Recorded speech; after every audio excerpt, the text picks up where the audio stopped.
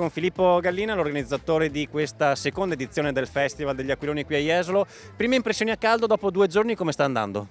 Sta andando oltre le aspettative, tantissimo pubblico, abbiamo 1,5 chilometri di spiaggia che è stata preparata per questo evento. Abbiamo 258 aquilonisti invitati che hanno partecipato, è arrivato anche il vento che ci ha aiutato tantissimo, quindi veramente una cosa per me da organizzatore, anche da aquilonista che gira i festival di tutto il mondo, una cosa inimmaginabile. Ecco, qual è la difficoltà più grande nel portare un aquilone? Perché abbiamo visto di facili, di difficili anche da competizione.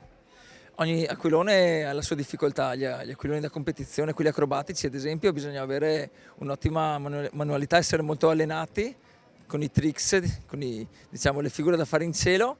Invece per gli altri aquiloni, essendo tutti aquiloni autocostruiti dagli aquilonisti, bisogna saperli costruire, progettare, disegnare, e anche poi per il volo bisogna avere una certa esperienza. Quante persone sono arrivate oggi a Jesolo per questo quasi preludio estivo, possiamo dire?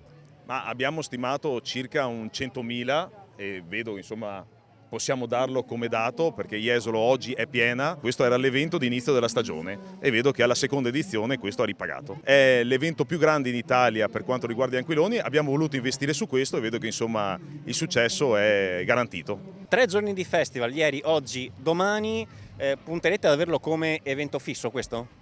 Sì, è un evento fisso, è l'evento che dà il via alla stagione estiva. Il sindaco questa mattina mi ha già detto di sì, e anzi che vorrebbe farla ancora più grande.